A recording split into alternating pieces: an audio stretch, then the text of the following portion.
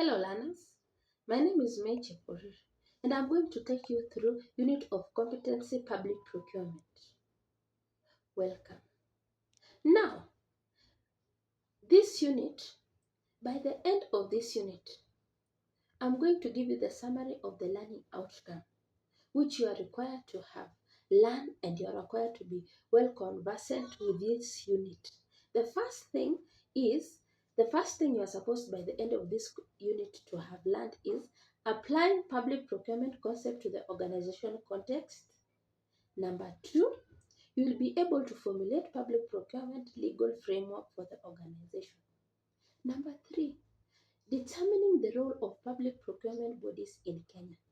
Number four, you are supposed to adapt public procurement rules and principles to the organizational context. Number five, develop international organizational structure for public procurement. Number six, implement procurement method and procedure. Number seven, prepare public procurement contracts. Number eight, demonstrate ethic public procurement. Now, I'm going to take you through in details the learning outcome and its content. So, for the first week, we are going to tackle applying public procurement concept to the organizational context. And in the content, we will be having procurement department and its function. Number two, evaluation of public procurement. Number three, public procurement guiding principle. Another point is sustainable procurement practice, analyzing strengths and weakness of public procurement systems, establishing procurement method to public procurement sustainability. So in the next topic, in the learning outcome, that is formulating public procurement legal framework for the organization. In that context, in that outcome, the content in that outcome is the legal framework for public procurement.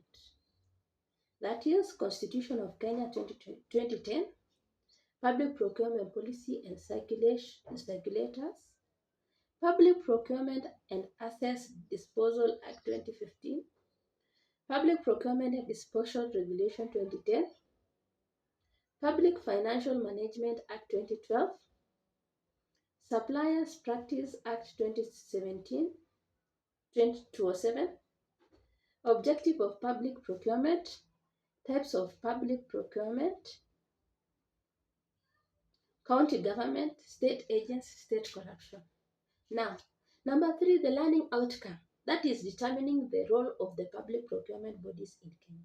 The content which we'll be tackling is the role of Treasury, the role of Public Procurement Regulation Authority, the role of Public Procurement Regulatory Body, the role of Public Procurement Administrative Review Board, the role of Kenya Institute of Suppliers Management, another thing, the role of county government.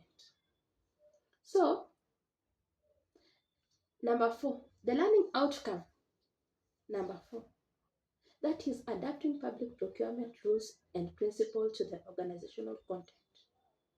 So, in the content, which you are going to get in details, is generating procurement principle, that is procurement and disposal planning, procurement principle and regulations to be spilled construct, registration and pre-qualification of the suppliers, stand procurement and disposal procurement, limitation of contract with the state and public procurement, performance security, termination of procurement proceeding, communication and e-procurement. There's another one is unethical practices, confidentiality, procurement records, and procurement approval.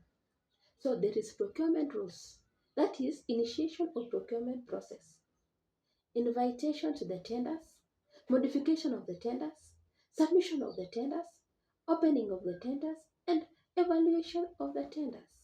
Now, we are in the learning outcome Number 5, that is developing the internal organizational structure for public procurement.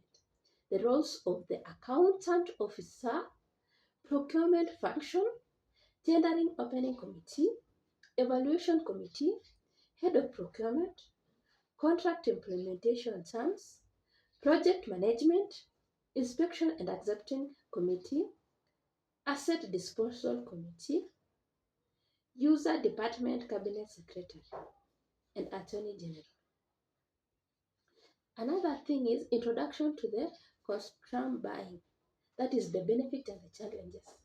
Now, procurement and disposal agency.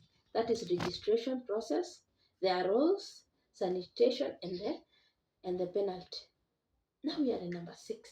The learning outcome number 6, which I had stated, is implementing procurement method and procedures. The method of procurement procedures, procurement cycle, procurement conduction, evaluation of effectiveness of procurement procedure. Now and finally, preparing public procurement contract. That is distinction between express term and implementation term. Creation of public procurement, reasoning for contract variation.